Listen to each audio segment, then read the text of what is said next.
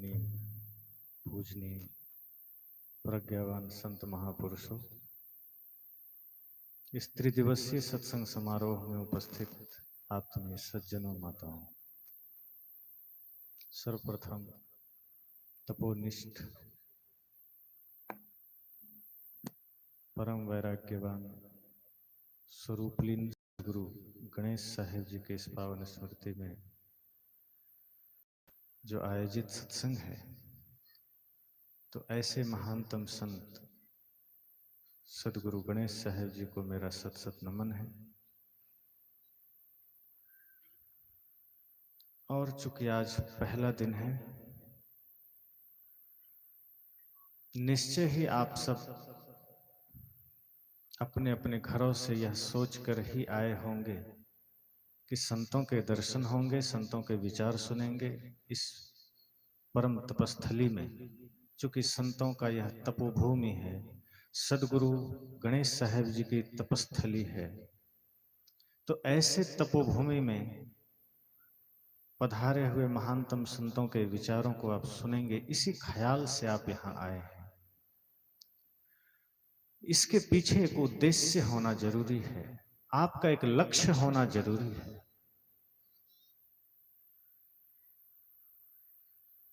सत्संग को छोड़कर बाकी संसार के किसी भी जगह में आप जाते हैं तो आप लक्ष्य लेकर जाते हैं, एक उद्देश्य लेकर जाते हैं।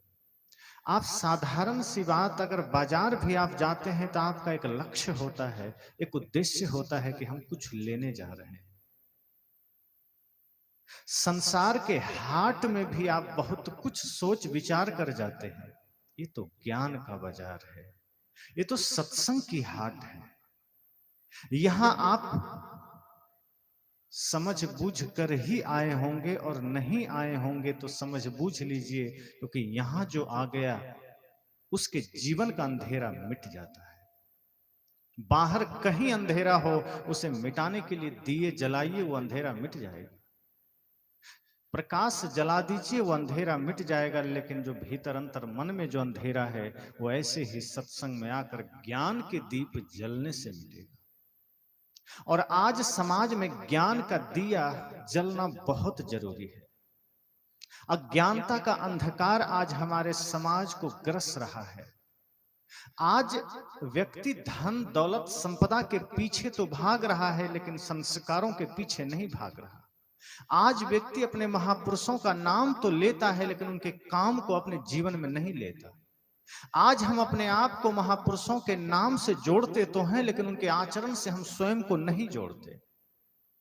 जिन महापुरुषों की तस्वीरें हमारे पीछे लगी है ऊपर, आप देखें, उनमें से जितने भी महापुरुष हैं, उनके नाम हम अपने जुबान पर रखते हैं, उन्हें हृदय में भी रखते हैं। लेकिन दुर्भाग्य तब होता है जब उनके द्वारा किए गए कर्म को, उनके द्वारा प्रस्तुत किए गए आदर्शों को हम अपने आचरण में जोड़ नहीं पाते। निवेदन मेरा इतना ही होगा कि ये प्रथम दिन है सत्संग का, और आपका उद्देश्य ये होना चाहिए कि जो हमने 2-3 घंटे का कीमती समय अपने जीवन का निकाला है, वो समय व्यर्थ नहीं जाना चाहिए।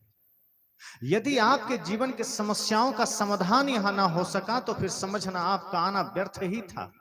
अगर आपके प्रश्नों का उत्तर यहां ना मिल सका, तो समझना यहां आना व्यर्थ ही था। और मैं तो ये कहूंगा कि यदि यहां आने के बाद भी आपका घर का झगड़ा ना मिटा, तो समझना यहां आना व्यर्थ ही था। साहब ने कहा है ना, पानी में मीन पियासी मोहे सुन सुन आवत हासी।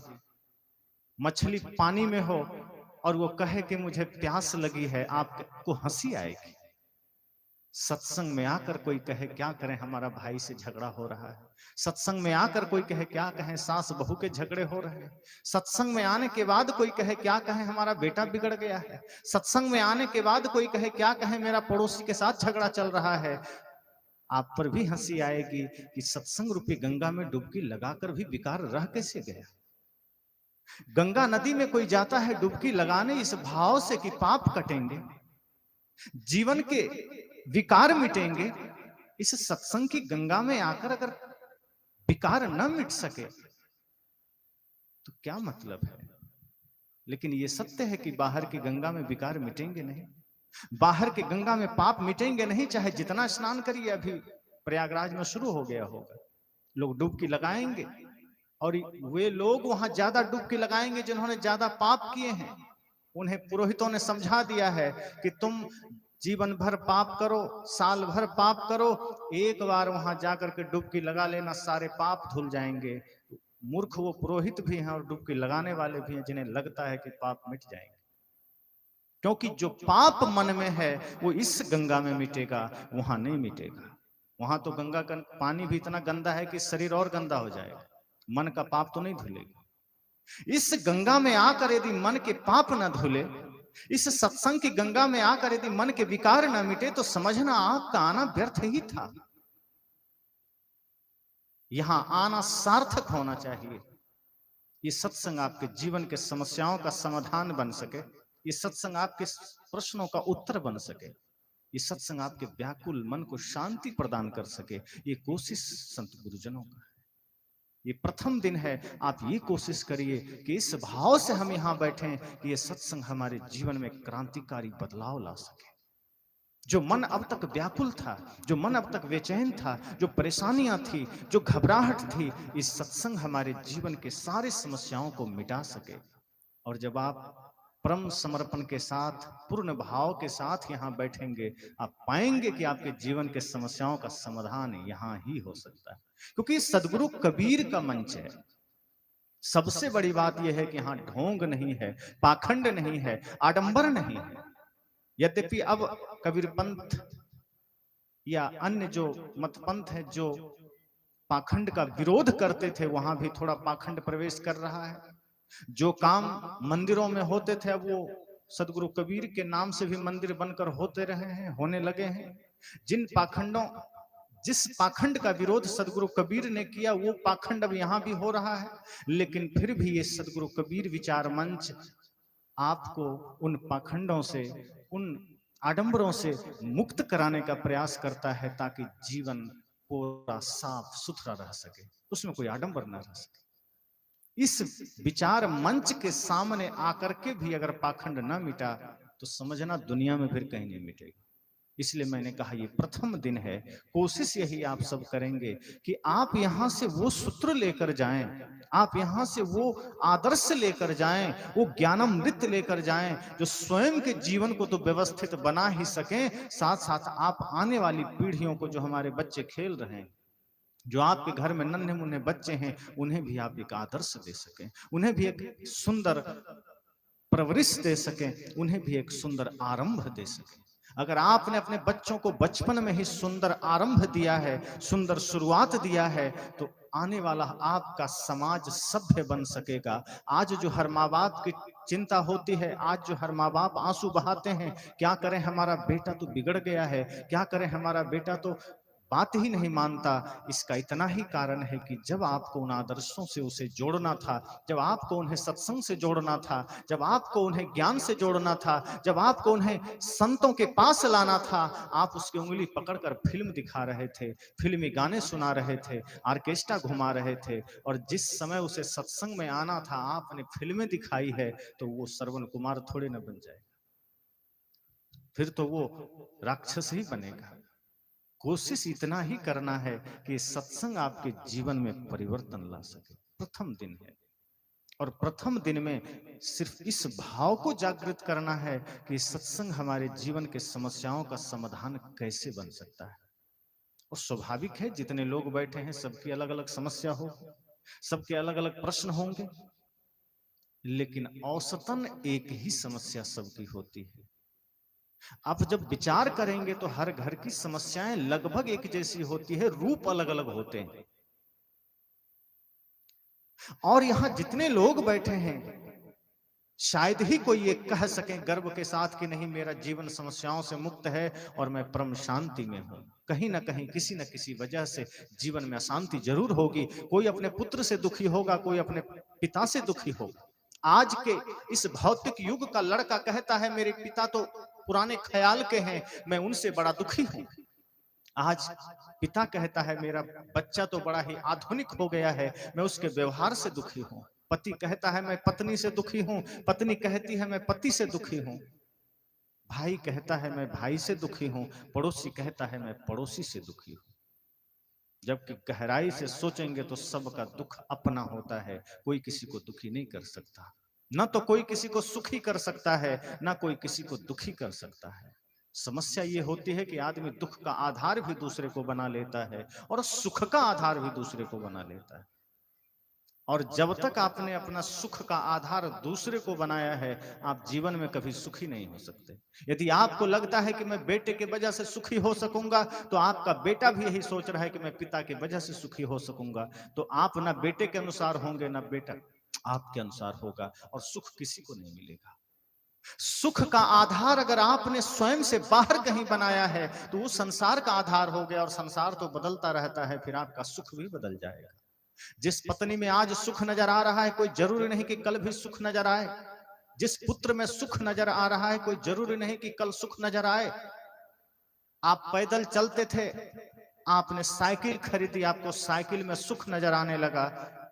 10 दिन बाद आपके पड़ोसी ने मोटरसाइकिल खरीद लिया, अब आपका वही साइकिल आपको दुख देने लगा कि मेरे पास भी मोटरसाइकिल होना जरूरी है, तब हम सुखी हो सकेंगे।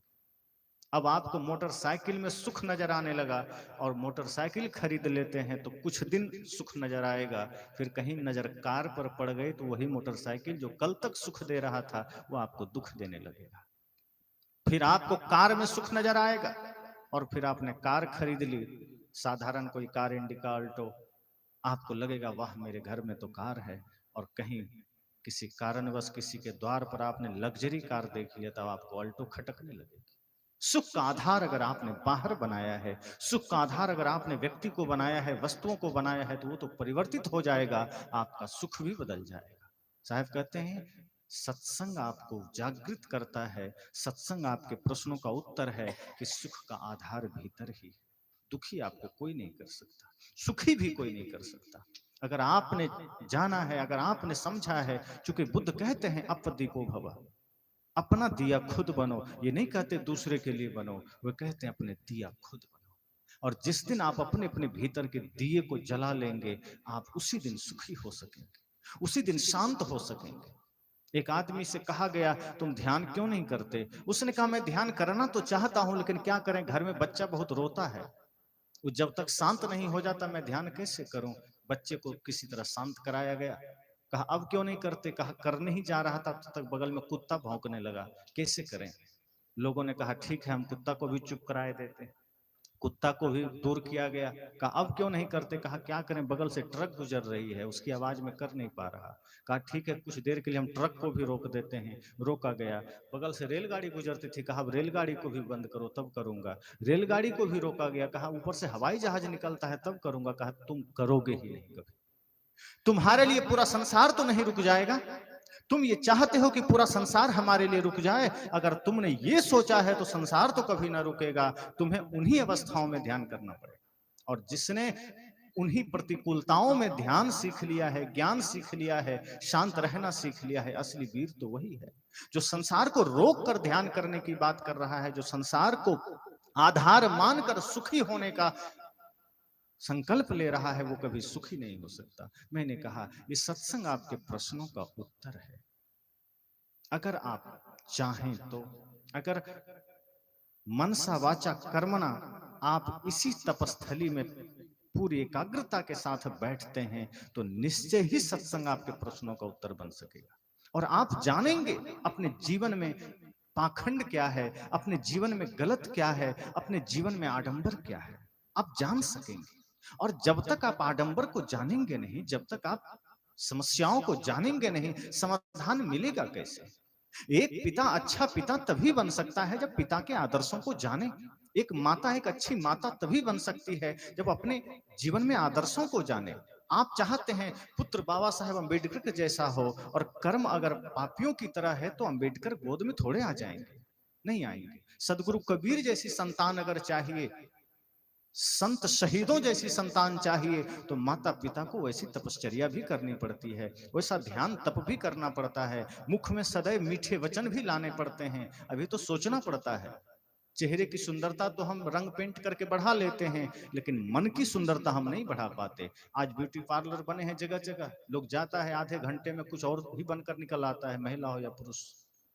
शरीर हमारा सुंदर बन जाता है वहां, लेकिन मन तो कुरूप ही रहता है, मन तो गंदा ही रहता है। और जब शरीर ही सुंदर है और मन गंदा है तो फिर मिलेगा क्या? शरीर साधारण भी हो कोई बात नहीं, कपड़े साधारण हो कोई बात नहीं, मन सुंदर होना चाहिए। जिसका मन सुंदर है, जिसका मन पवित्र है, वो व्यक्तित्व उसका पूजनीय बन जाता है, उसका आचरण पूजनीय बन जाता है। और जिसने सिर्फ शरीर को साधा है, जिसने सिर्फ शरीर को खूबसूरत बनाया है, ऐसे फिल्मी अदाकाराएं तो बहुत है, ऐसे फिल्म कलाकार बहुत हैं जिसको कोई पूछता नहीं। और समाज उसी गंदगी पर चला जा रहा है। ये सत्संग आपके प्रश्नों का उत्तर तभी बन पाएगा जब इस सत्संग में आप पूरे मनोयोग भाव से बैठेंगे, पूरी एकाग्रता से बैठेंगे। क्योंकि पहला दिन है, 2 दिन और हैं आज के बाद। वो 2 दिनों में आप बहुत सी बातें सुनेंगे, बहुत से विचार सुनेंगे, लेकिन वो विचार आपके जीवन तक तभी पहुंचेंगे जब आप उससे जुड़ पाएंगे। जैसे आपका मोबाइल डिस्चार्ज हो जाए और आप चार्जर को प्लग में ना लगाएं, बोर्ड में ना लगाएं, बोर्ड के पास रख दें, तो मोबाइल दिन भर में भी चार्ज नहीं होगा। वहां रखने से क्या होगा? कोई कहे कि नहीं मैं तो बिजली के पास रख दिया था, तो रखने से क्या होगा? ये सत्संग के पास तो आप आ गए हैं, संतों के पास तो आ गए हैं, सत्संग में बैठ भी गए हैं, लेकिन यदि सत्संग आपके अंदर नहीं बैठा तो कोई बदलाव नहीं आएगा। सत्संग में आप बैठे हैं और सत्संग आपके अंदर नहीं बैठा, कोई परिवर्तन नहीं आएगा। कोशिश करना कि सत्संग में भले ही 2 मिनट बैठिए, सत्संग में भले ही क्षण भर बैठिए, लेकिन सत्संग आपके अंदर बैठना शुरू हो जाए, सत्संग की बातें आपके जीवन में बैठने लगे, फिर जीवन में परिवर्तन आ जाएगा। लेकिन हम ज्ञान की बातों को यहां लाते हैं दिमाग में, और जो बुराई है, गंदगी है, उसको हम दिल में लाते हैं, उल्टा करते हैं। गंदगी को, गाली को, गुस्सा को, बुराई को आप दिमाग में ले आइए, कोई बात नहीं, लेकिन ज्ञान को दिल में लाइए, क्योंकि दिल से वो पूरे अंग में फैलता है, संपूर्ण व्यक्तित्व में जाता है। पर हम ज्ञान को ही यहाँ ले आते हैं लोगों से तर्क वितर्क करने के लिए। कोई ऐसा नहीं ज्ञानी नहीं है, बड़े ज्ञानी लोग हैं हमारे देश में। और जहां भी आप देखेंगे 4 लोग इकट्ठे हो गए, बड़े तर्क वितर्क करते हैं, लेकिन वही तर्क हमारे जीवन के सत्य से दूर होता है। वो ज्ञान जो कि शब्द रूप में मस्तिष्क में आ चुका है, वो हमारे व्यक्तित्व से बड़ा दूरी पर रहता है। ऐसा नहीं होना चाहिए। माताएं हों चाहे भाई लोग हों, आप सब यह इतना ही सोचिए कि इस सत्संग में हम आए हैं, हमारा जो 2-4 घंटे का समय है वो व्यर्थ नहीं जाना चाहिए। कुछ तो बदलाव लेकर जाना चाहिए, कुछ तो परिवर्तन लेकर जाना चाहिए, कुछ तो परिवर्तन अगर लेकर नहीं जाएंगे तो यहाँ आना तो व्यर्थ होगा ना। ये सदगुरु गणेश साहब जी की तपोभूमि है, यहाँ से आप क्या लेकर जाते हैं? उनकी समाधि में शीश झुकाते हैं, वो अब नहीं है, लेकिन उनके आदर्श की ऊर्जा यहाँ मौजूद है, उनके तप की शक्ति यहाँ मौजूद है। और अगर आप सिर्फ शीश झुका के चले गए और वही काम घर में जाके कर रहे हैं जो आपको नहीं करना चाहिए, तो वहां शीश झुकाने से क्या होगा? किसी ने कहा है ना, जिसके दिल में दया का खजाना नहीं, राम का नाम लेने से क्या फायदा। दान का हाथ आगे बढ़ाया नहीं, खाली माला हिलाने से क्या फायदा। जिसके दिल में दया का खजाना नहीं, राम का नाम लेने से क्या फायदा। क्या कहा संत ने? सिर्फ राम का नाम लेने से फायदा नहीं होगा, सिर्फ सत्संग में आकर बैठने से फायदा नहीं होगा, सिर्फ बीजक और गीता और रामायण का पाठ करने से फायदा नहीं होगा, धम्पदम का मूल पाठ करने से फायदा नहीं होगा। मैं कहा करता हूं, अभी आपको भूख लग जाए या प्यास लग जाए, आप सबको बड़ी जोरों की प्यास लगी हो, आपको क्या चाहिए? पानी। पानी से ही प्यास बुझेगी ना। और मैं कागज में लिख के दे दूं पानी सबको कि लीजिए, प्यास बुझेगी? कागज में लिख करके सबको एक एक चिट्टा बांट दूं, एक एक पुर्जा, और मैं कहूं आप तृप्त हो जाइए, आप कहेंगे इससे थोड़े कुछ हो गए, तो कागज में लिखा है। हम यही तो कर रहे हैं। ज्ञान शब्दों में, कागज में ही तो लिखा है। हम उसको रट ही तो रहे हैं, हम उसे पढ़ ही तो रहे हैं, उसे आचरण तक जाने कहां दे रहे हैं। वो जो ज्ञान सत्य रूप बन सकता है, उस रूप में हम उसे उतरने कहां दे रहे हैं। जिस ज्ञान को हमें आचरण बना देना था, उसे हमने शब्द बना करके शास्त्रों में कैद कर दिया। और वो चाहे शास्त्र फिर कोई भी हो, वो बीजक भी हो, वो मात्र शब्द है। जब तक उनके शब्द आपके आचरण में न उतर जाए, वो सत्य नहीं बन सकता। शब्दों को सत्य आपको बनाना है। अगर सदगुरु कबीर कहते हैं सब घट मेरो साइया, तो ये मात्र शब्द है, लेकिन जिस दिन आपको सबके भीतर वो परमात्मा दिखने लगे, तो समझना वो सत्य हो चुका है। अगर सदगुरु कबीर कहते हैं ढाई आखर प्रेम का पढ़े सो पंडित हो, अगर वो प्रेम आपके हृदय में उतर गया है, तो समझना वो दोहा सत्य बन चुका है। अगर सदगुरु कबीर कहते हैं ऐसी वाणी बोलिए मन का आपा खोए, औरन को शीतल करे आपो ही शीतल होए, अगर आपने लोगों से मीठा बोलना शुरू कर दिया है, तो ये शब्द सत्य बन गया। और अगर आप इसको रट रहे हैं मुख से और बोल रहे हैं कड़वा, तो ये मात्र शब्द है, ये सत्य नहीं है। और शब्द तो झूठ होता है। इसलिए संत कहते हैं सत्संग आपको सिर्फ जागृत करता है, और मैं भी अभी उतना ही कर रहा हूं। आपको सिर्फ इतना ही सचेत कर रहा हूं कि आप जो समय यहां 3 दिन तक देंगे, वो 3 दिन में आप क्या करना है, आपको किस तरह से चलना है, आपको क्या सुनना है। आपको हो सकता है थोड़ा ही सुनिए, लेकिन हम लोग कई बार उदाहरण सुनते हैं, भगवान बुद्ध जब जंगल में चले जाते थे और अंगुलीमाल से भेंट होती है, वहां कोई माइक था, पंडाल था, बाजा गाजा था, भीड़ थी, कुछ नहीं था। आधे घंटे की बात हुई होगी और अंगुलीमाल की क्रूरता फीकी पड़ गई। अंगुलीमाल का जो आतंक था वो थम गया। अंगुलीमाल का आतंक भी जिसे डिगा न सका वो बुद्ध थे। अंगुलीमाल की क्रूरता भी जिसे प्रभावित न कर सकी वो बुद्ध थे, बल्कि बुद्ध की करुणा प्रभावित कर गई अंगुलीमाल को।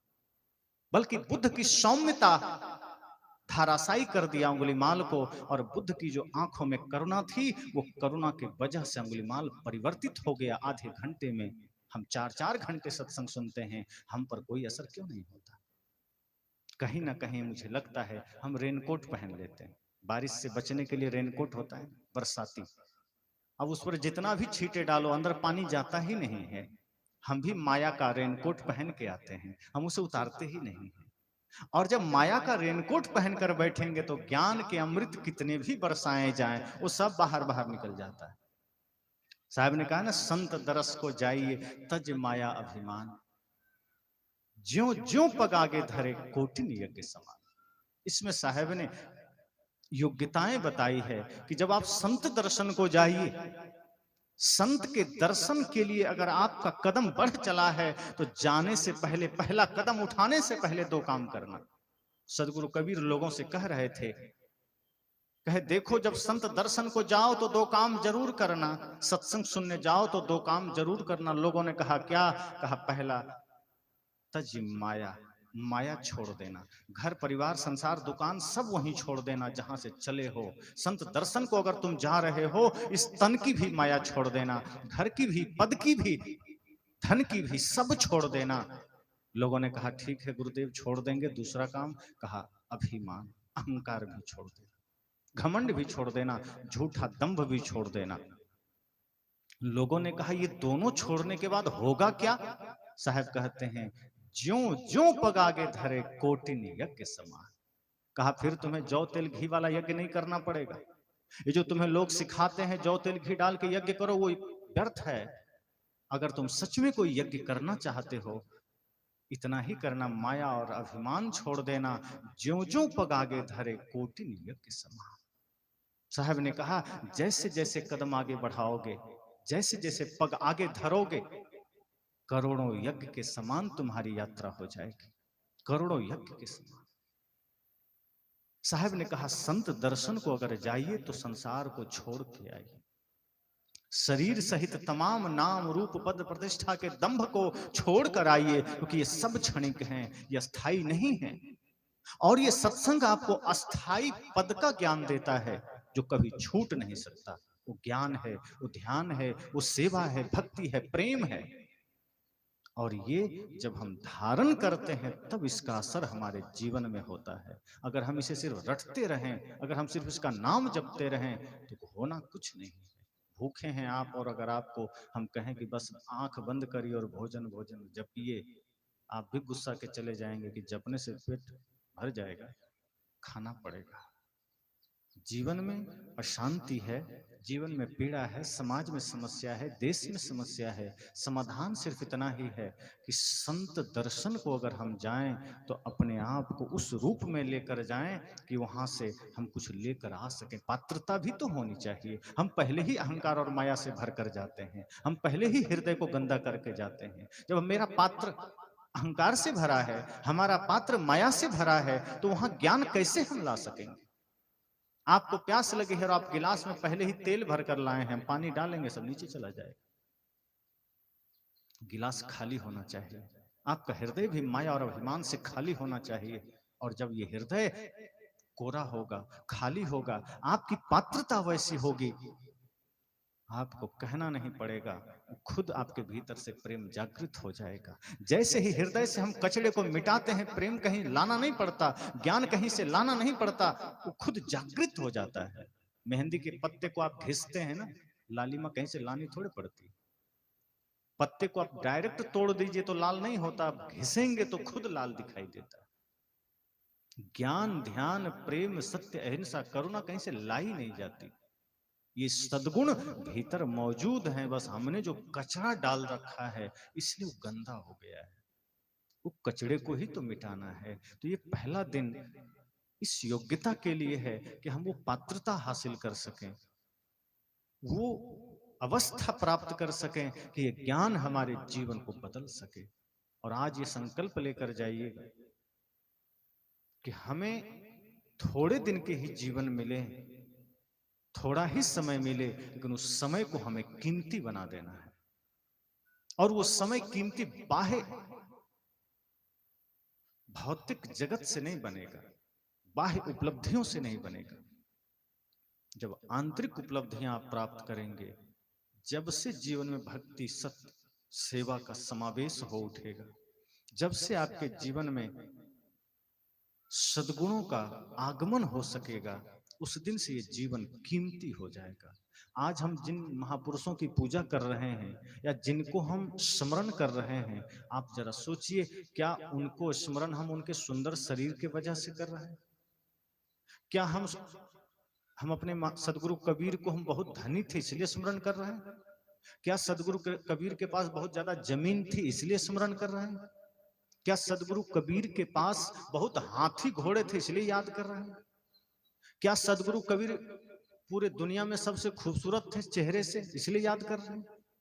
इनमें से किसी भी वजह से हम उन्हें याद नहीं कर रहे हैं, बल्कि उन्हें याद हम इसलिए कर रहे हैं कि संपूर्ण मानवता के लिए उन्होंने ऐसा ज्ञान दिया जो छुआछूत को मिटा सके, पाखंड को मिटा सके, आडंबर को मिटा सके, जो ईश्वरवाद को मिटा करके व्यक्ति को ही ईश्वर बना सके, जो समाज के भेद को मिटा करके समाज को एक समान धरातल पर लाकर खड़ा कर सके, बल्कि यूं कहें जिन्होंने इंसान को इंसान बना दिया, इसलिए हम उन्हें याद कर रहे हैं। कोई किसी को हिंदू बनाने में लगा है, कोई किसी को मुसलमान बनाने में लगा है, हम तो उसे गाली देते हैं। गुस्सा आता है कि जो इंसान को बांट रहा है, जो इंसान में भेद पैदा कर रहा है। लेकिन ऐसे महापुरुष जिन्होंने इंसान को वास्तव में इंसान बनाया है, जिन्होंने इंसान को ही भगवान का दर्जा दिया है। मैंने कहा ना, सब घट मेरो साइया सुनी सेज न कोय। इतना विराट हृदय सदगुरु कबीर का है। उस सब घट में साईं देख रहे हैं, परमात्मा देख रहे हैं। तो हम उन्हें याद कर रहे हैं उनके इन आदर्शों के वजह से। हम और आप भी आगे याद किए जाएंगे अपने इन्हीं आदर्शों से। कितना धन था, कितना बड़ा घर था, कैसा शरीर था, साल 2 साल के बाद सब भूल जाएंगे। अभी मैं पूछूं, 500 1000 साल के इतिहास में कितने धनपति को आप जानते हैं? कितने कुबेर को आप जानते हैं, कितने सेठ को आप जानते हैं, शायद जो पढ़े लिखे होंगे एक या दो का नाम मुश्किल से खोज के निकाल पाएंगे। लेकिन जितने महापुरुषों का नाम आपके होठों पर आ जाए, उनमें से किसी के पास बाहर से धन नहीं था। और जब तक था तब तक उनका नाम कोई नहीं जानता था। जब तक बाहर का धन था वो अनजान थे, लेकिन जैसे ही बाहर के धन को लात मारा, भीतर का धन उन्हें मिला, उनको दुनिया जानने लगी।